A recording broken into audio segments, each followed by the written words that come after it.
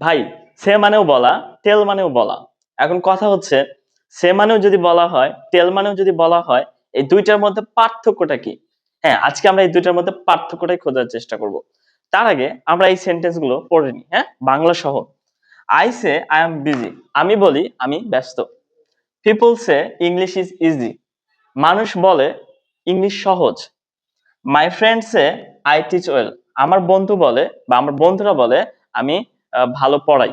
I tell you the truth, আমি তোমাকে সত্যটা বলি। কাকে বলি? তোমাকে বলি। শি টেলস মি এভরিথিং, সে আমাকে সবকিছু বলে। কাকে বলে? আমাকে সবকিছু বলে। They tell the teacher the answer, they tell the teacher the answer, তারা শিক্ষককে উত্তর বলে। হুম, কাকে বলে? টিচারকে বলে, শিক্ষককে বলে। এই যে আমরা যে বাক্য লিখেছি, একটা দুইটা তিনটা চারটা পাঁচটা ছয়টা বাক্য লিখেছি, তার মধ্যে তিনটা দেখেন, I tell you the truth, আমি তোমাকে সত্যটা বলি। কাকে বলি? উল্লেখ করা আছে। শি টেলস মি এভরিথিং, সে আমাকে সবকিছু বলে। কাকে সবকিছু বলে? আমাকে বলে। কাকে সত্য বলে? আমাকে সত্য তোমাকে সত্য বলে। হ্যাঁ, আমি তোমাকে সত্য বলি। They tell the teacher the answer, তারা কাকে উত্তর বলে? শিক্ষককে বলে। দেখেন এখানে কাকে বলে, কাকে বলে সেটা কিন্তু উল্লেখ করা আছে, তোমাকে, আমাকে, টিচারকে। কিন্তু on the other hand, I say I am busy, আমি বলি আমি ব্যস্ত। কাকে বলি আমি ব্যস্ত? এটা কিন্তু এখানে দেখেন উল্লেখ নাই। People say English is easy, মানুষ বলে ইংরেজি সহজ। কাকে বলে মানুষ? এখানে কি কোনো ব্যক্তি কাকে বলে সেটা কি উল্লেখ আছে? উল্লেখ কিন্তু নাই এই বাক্যে। এই বাক্যে কি উল্লেখ আছে? এই বাক্যে উল্লেখ নাই। পরের বাক্যটি দেখেন, my friends say I teach well, আমার বন্ধুরা বলে আমি ভালো পড়াই। এখন বন্ধুরা কাকে বলে আমি ভালো পড়াই? এটা কিন্তু এখানে উল্লেখ করা নাই। তাহলে একটা জিনিস খেয়াল করেন, সে তখনই বলা হবে যখনই কাকে বলা হচ্ছে সেটা উল্লেখ থাকবে না। আই সে সামথিং, আমি কিছু বলি। কাকে বলি কিন্তু এখানে উল্লেখ করা নাই। তাহলে যখন উল্লেখ করা না থাকে, তখন কাকে বলি উল্লেখ করা না থাকে, তখন কিন্তু সে ব্যবহার করা হবে। এবং কাকে বলছি?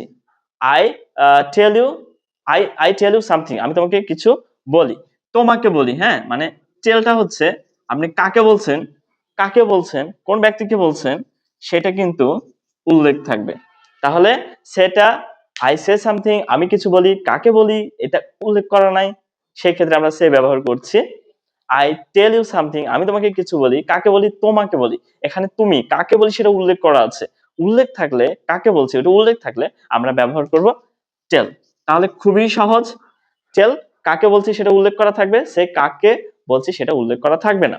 আরেকটা দেখিনি আমরা, সে, সের ভি2 বা পাস্ট ফর্ম কি? said, said, said।